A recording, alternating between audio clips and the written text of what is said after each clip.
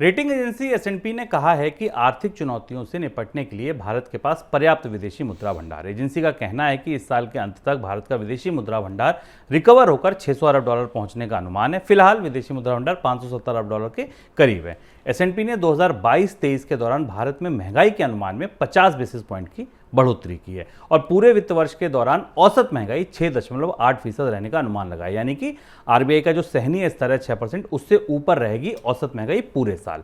ये इंपॉर्टेंट बात है। रिजर्व बैंक का अनुमान 6.7% का है, यानी कि रिजर्व बैंक खुद भी ये मान रहा है कि महंगाई सहनीय स्तर से ऊपर ही रहेगी। एस&पी का कहना है कि 2022-23 के दौरान भारत की जीडीपी ग्रोथ 7.3% पर रह सकती है, यानी कि इसमें कोई बदलाव नहीं किया। पहले भी इतनी उम्मीद थी, अब भी इतनी उम्मीद है। सर, एस&पी ने रुपए पर भी टिप्पणी की, वो कितनी महत्वपूर्ण है, क्या टिप्पणी है?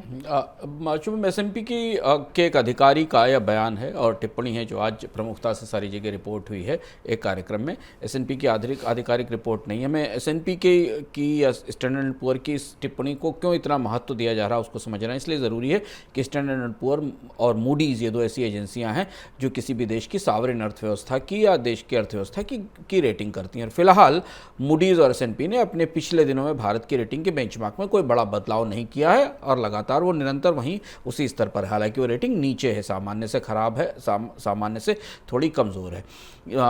दो तीन महत्वपूर्ण चीज़ें एस&पी के प्रमुख अधिकारी के इस बयान में दिखाई देती हैं। सबसे महत्वपूर्ण बात ये कि एस&पी ने अपने ग्रोथ के आकलन में बदलाव नहीं किया है। आमतौर पर ज़्यादातर भारत से जुड़े हुए ग्रोथ आकलन जो IMF के 7.4% के आसपास हैं उसी के आसपास आए, बल्कि आरबीआई का आकलन इससे भी कम है इस साल 7.2%।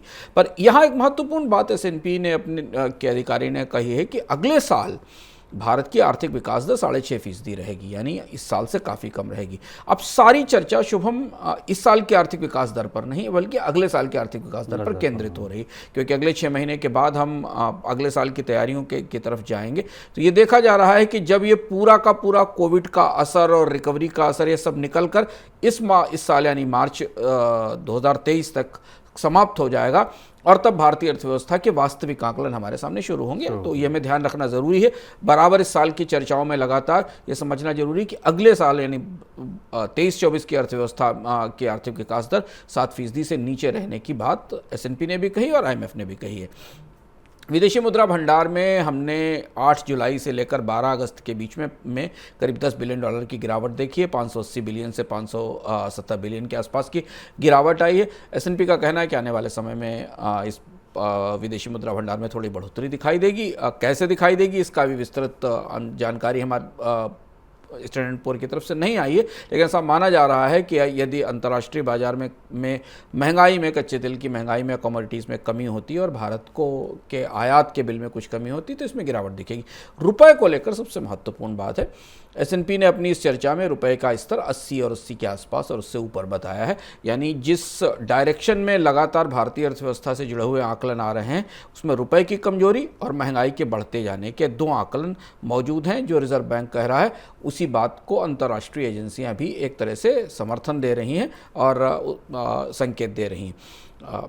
रुपए को लेकर स्टैंडर्ड एंड पुअर की टिप्पणी इसलिए भी महत्वपूर्ण हो जाती है क्योंकि भारतीय शेयर बाजार में विदेशी निवेशकों ने खरीदारी शुरू की है, निवेश शुरू किया है, लेकिन हम रुपए पर दबाव लगातार बनता हुआ देख रहे हैं जिसकी वजह डॉलर की मजबूती है।